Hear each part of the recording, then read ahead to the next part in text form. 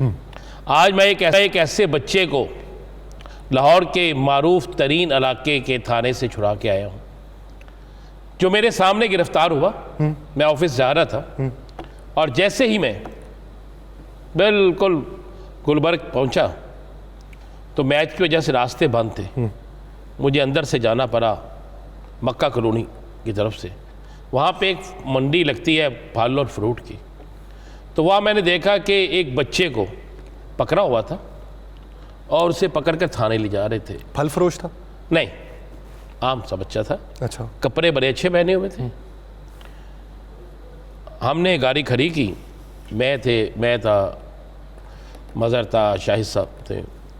हमने पूछा जी क्या हुआ है? उन्होंने कहा जनाब ये बच्चा चोरी करते पकड़ा गया। अच्छा। मैंने कहा जी क्या चोरी कर रहे हैं? उसने कहा जी दुकानदार जो है वो इस तरफ माल सेब तोड़ रहा था, ये 1 दर्जन केले की गुच्छा बुरा वो और कुछ सेब पकड़ के भाग रहा था, पकड़ लिए। और हो सकता है ये रज़ा नहीं करता हो। अब वो बच्चा बोल नहीं रहा था, खामोश था। पुलिस भी बुला ली, मैं भी थाने चला गया। हमने छोड़ा, हमने कहा स्टोरी भी हो सकती है और इसके साथ ज्यादती हो रही है तो भी। खुदा शाहिद जब हम थाने पहुंचे, आप उस पुलिस वाले से पूछ सकते हैं, जब उस बच्चे को थाने लेकर गए, उससे पूछा तुम्हारा घर कहाँ है? वो ना बोले। मैंने बड़े प्यार से उससे पूछा, मैंने पुलिस वाले को बताया, एक ठहरे, मैंने उससे पूछा, उसने रोना शुरू कर दिया। उसने कहा मेरे वालिद साहब फोत हो गए हैं 2 माह पहले। हम खुद ज़कात बांटते थे, साहिब हैसियत थे। वालिद साहब के कारोबार पे, दुकान पे किसने क्या कब्जा कर लिया हम तो छोटे छोटे, हमें कुछ नहीं पता। चौथा रोज़ा है घर में, हम रोज़ा जिस तरह खोलते हैं वो हमें पता था। आज मेरी छोटी बहन ने कहा था मैंने केले और सेब खाने हैं, तो मैं स्कूल से फारिग हुआ हूँ, तो मैं निकला तो मेरे पास पैसे तो नहीं थे, तो मैंने ये केले और सेब, वो केले का गुच्छा और कुछ सेब पकड़ के जाने लगा। मुझे पकड़ लिया इन्होंने। मैं कसम खाता हूँ मैं चोर नहीं हूँ। उसने बार बार ये बात, अल्लाह भला करे उस पुलिस वाले का, उसने भी उसे प्यार किया, हमने भी उसे प्यार किया। उस फल वाले को बुलाया गया, उसे सारा कुछ बताया गया, अल्लाह उसका भी भला करे। उसने कहा जी बस ठीक है। उसको कुछ फल लेकर दिया, उसके घर का एड्रेस लिया, जो तौफीक होगी उसे पहुंचाएंगे। तो फ़र्क ये पड़ा है कि एक सफ़ेद पोश ऐसे नहीं कर सकता था, लेकिन भाई बहन को रोता हुआ नहीं देख सकता था। माँ के पास पैसे नहीं थे कि उनको रोज़ा ऐसा खिला सकती, तो ये फ़र्क देखा। हम किस देखें ना या सर। हाँ आप कर लें बात। सर मुझे वो एक वाक़या याद आया, पहले भी एक बार हमने अपने प्रोग्राम में डिस्कस किया था। किसी इस्लामी मुआशरे का वाक़या नहीं है, यूरोपीय मुल्क, वहाँ पे एक बड़े डिपार्टमेंटल स्टोर से, ग्रॉसरी स्टोर से एक बच्चा ब्रेड उठाता है और भागता है। ग्रॉसरी स्टोर वाला उसे पकड़ता है, पुलिस को बुलाता है, पुलिस के हवाले किया जाता है और उसके ऊपर जो रिपोर्ट दर्ज करवाई जाती है, बाद में जज के सामने अदालत में पेश किया जाता है। बच्चे की उम्र 10 से 12 साल के दरमियान थी। जज साहब उसे पूछते हैं कि क्या तुमने वाकई ये ब्रेड चुराई? तो उसने कहा जी मैंने चुराई। तो जज साहब कहते हैं कि क्यों चुराई? उसने कहा कि जज साहब मैं जो है कोई कमा नहीं सकता, मेरे पास पैसे नहीं है इसलिए चुराई। उसने कहा कुछ कमा लेते हैं? उसने कहा जी चाइल्ड अब्यूज़ लगता है, चाइल्ड लेबर लॉ लगता है जिसकी वजह से मैं कमा नहीं सकता। उसने कहा तुम्हारी माँ बाप ने तुम्हारी तरबियत ठीक नहीं की? उसने कहा मेरी माँ भूखी घर में पड़ी है, मैंने अजीज़ो अकारिब को पूछा, हमसायों को पूछा, लेकिन किसी ने कुछ ना लेके दिया। उस माँ को बचाने के लिए मैंने ये ब्रेड जो है वो चुराई थी।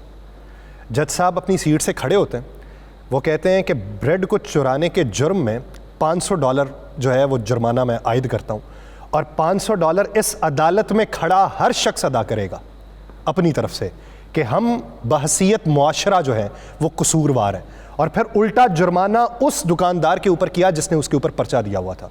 उन्होंने कहा जी हमने अपने मुआशरे में अगर इधर उधर देखना छोड़ दिया है, उसका नतीजा ये निकला है कि हमारे बच्चे जो हैं वो इस नहज तक पहुंचे। देखें यासर, बड़ी अच्छी बात आपने की। मुझे एक बात बताएं, ये बड़े बड़े लोग, तगड़े तगड़े लोग बात करते हैं, हमने बड़ी ज़कात दी है, बैंक भी ज़कात काट लेते हैं, लोग भी कहते हैं ज़कात दी है। बहुत से लोग दावा करते हैं सफ़ेद पोश के घरों में दे के आए हैं। तो मुझे दिखाएं ना, दिखाएं किसको दे के आए। अगर उस बच्चे के घर में पहुंचा होता, अगर उस सफ़ेद पोश के घर में सब कुछ पहुंचा होता, तो क्या वो बच्चा अपनी रोने वाली बहन के लिए इस तरह केले या सेब चोरी करता? उसके घर में क्या आलम होगा अगर उसकी वालदा को यह पता चल जाता, उसकी मां को यह पता चल जाता। उनके पास तो इतने पैसे नहीं होने थे कि वो उसकी जमानत करवा सकते। हम पता किस माशरे में रह रहे हैं? हज में, हज के मामले में दूसरे नंबर पर पाकिस्तान आता है। उम्रे के मामले में पहले नंबर पर पाकिस्तान आता है। यहां पर दूध बेचने वाला पानी में पाउडर ना मिला ले, उसे चैन नहीं आता। किसाई गोश्त को पानी ना लगा ले, हड्डियां ना डाल ले, उसमें पूरे रेट पे ना बेच ले, उसे फर्क नहीं पड़, उस वक्त तक चैन नहीं आता। डॉक्टर कमीशन लेता है मेडिसिन बेचने की, उम्रे के टिकट लेता है मेडिसिन बेचने के, वकील जालसाज को छुड़ाने के पैसे लेता है, पुलिस वाला झूठे मुकदमे दर्ज करने के पैसे लेता है। और इस मुल्क के अंदर जब जो जितना तगड़ा वकील करता है वो कहता है उतनी जल्दी मुझे इंसाफ मिल जाएगा। आप कहते हैं कि सुकून 4 दिन बाद, 5 दिन बाद और चीज महंगी होगी, 6 दिन बाद और चीज महंगी होगी, 7 दिन बाद और चीज महंगी होगी। जब 20वां रमजान आएगा, जब आपने शबीना बननी है, आपने कहना तौबा का वक्त आ गया, तौबा करो, तो इन लोगों को तौबा याद नहीं आएगी। ये कहेंगे चीजें महंगी कर दो। जनाब ईद से 2 दिन पहले पता चलेगा बकरे का गोश्त भी महंगा हो गया, बीफ भी महंगा हो गया, चिकन भी मजीद महंगा हो गया, और भी चीजें महंगी हो गई।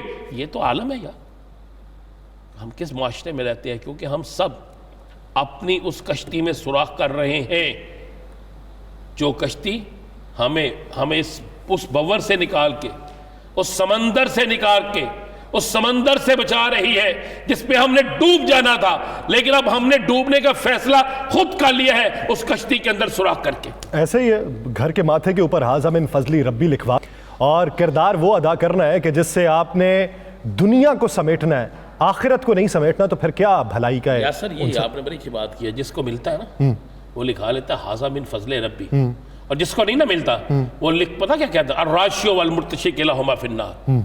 ये तो आलम हो चुके हैं।